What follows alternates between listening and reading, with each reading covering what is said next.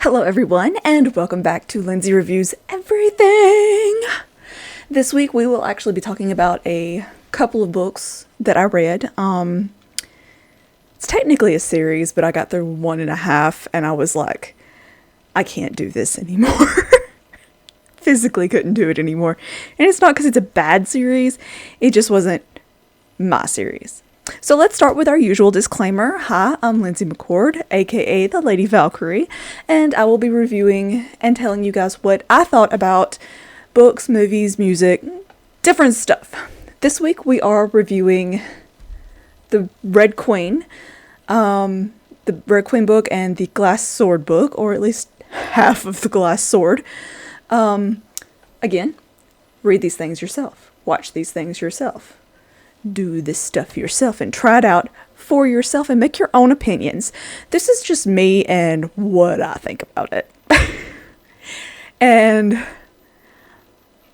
I don't really have a high rating for this one. I read it because it looked interesting. The summary was interesting, and I mean, I love magic, so I was sitting there going, ooh, something with a little bit of fae blood in it. Intriguing. And I don't know, I'm just not really, it's something about it just didn't hit right with me. I don't really know. It was like it was too fast and too slow at the same time, if that makes any sense to you. It didn't really make any sense to me. I did force myself to finish the first book. Somebody accidentally gave me spoilers, and I'm like, well, dang, now I know what's gonna happen. And then I was just like, well, now I have to get to it to see how it happens. And then I started the second book, Glass Sword, and I was by the middle of it, I was forcing myself so hard that I dreaded picking the book up. And that's when you know you have to stop. Like, you can't keep going if you're forcing yourself to read something. You're reading for fun. You're not doing this for a job. I mean, kinda, sorta, but not really. But I mean, it's not like I'm getting paid to read it. I'm just giving reviews. I'm not even getting paid to review it, to be honest. To me, it was one of those that was like, and I like a good dystopian novel if it's done in a right way, if it's done in a certain way. This one was sort of like it was forcing itself to be part of the dystopian genre while also forcing itself to be part of the magical genre. And I don't know, it just like, there were so many points in it where it was like, it was so obvious what she needed to do, and she just did the opposite thing, and I was like, there were so many face palms. I'm surprised I don't have like a permanent indent of my hand on my forehead. But it does have a huge fan base, so that's why I'm not saying don't read it. Absolutely go read it if that is your thing. It just wasn't my thing. The writing was kind of all over the place in my personal opinion.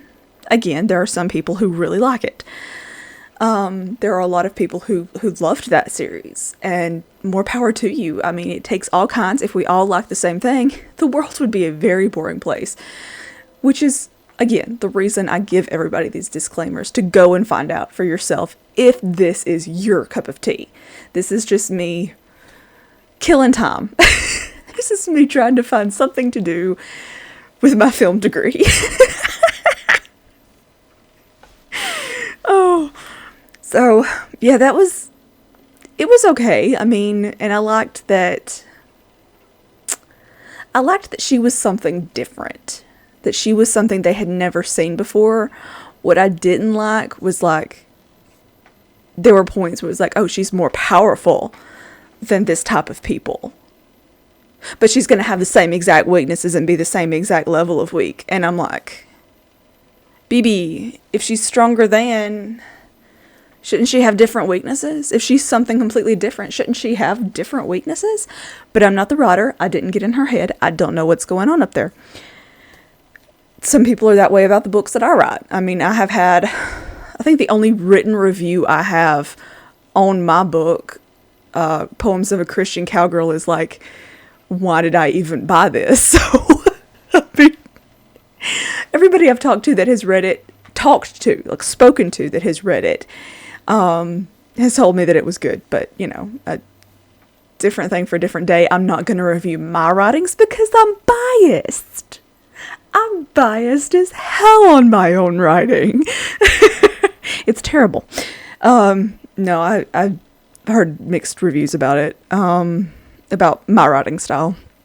But with Red Queen and Glass Sword, I did have someone else tell me they had a similar experience to me. I was still reading Red Queen at the time. I think I was about halfway through Red Queen, and I was on my break, and I was at... I don't remember where I was working at the time, but I was on my break, and I was sitting front of house, which was totally allowed, and just reading my book on my break. And a customer or guest, because again, I'm not sure if I was at Disney or if I was somewhere else, comes up to me and they're like, "Oh, you're reading Red Queen."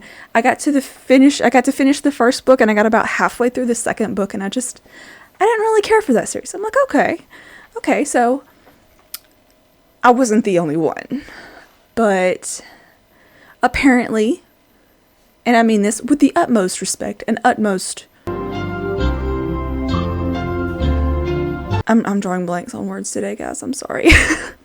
I mean this with the utmost respect for another author.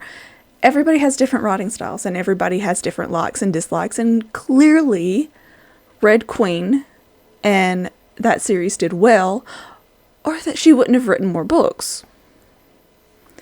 Again, it just wasn't my cup of tea. I like me some fairies and dragons, and I like a little bit of different types of genres. There's occasionally the mystery novel I'll read. My mom's more of the mystery nerd. I'm more of the fantasy nerd, the sci-fi nerd. But for the most part, I'm a fantasy girl. This one was just, I don't know, the way she seemed to forget her family in most circumstances would bug me. Like, she would just... I get the first one. I get her in the first book getting up and leaving her family the way she did, because she really didn't have an option. But, like, in the later books, and even in the first one, like, I get why she got up and left. However, it's like she forgot them for such a long time until somebody gave her a subtle little reminder. It's like, "Oh, this part of my family." Or, "Oh, my brother's dead." And again, you'll have to read it to find out if that's actually what happened or not. But you'll have to let me know after Glass Sword, because I only got halfway through it. I didn't like how she was so wishy-washy with remembering her family. I've been alone now for about a year, and there's not a day that goes by that I don't think about my family. And that's on a good day. If I'm having a particularly bad day, I'm just like, I need my family. I need somebody in my family. Not, "Oh, I'm doomed to do this by myself." Again, there's people out there that like that. Particularly this generation really seems to like that. Just not my cup of tea. Just not my cup of tea.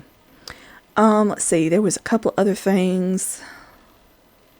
I loved the world building. I'm not gonna lie. The world building was legit.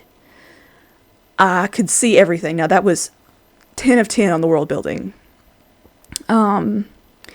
Character development could have used a little bit of work.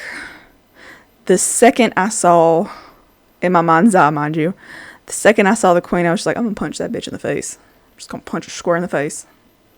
I feel sorry for her if she decides to try and climb in my brain, because it's crowded up there. It's crowded. But yeah, that is my review of Red Queen and Glass Sword. Again, make your own assumptions. Go read the book yourself. Support these authors. Support these books, movies, all this stuff. And stay creative. Always look for something new to do, and always look for something new and interesting to create. Thanks again, guys, and until next time, I'm the Lady Valkyrie.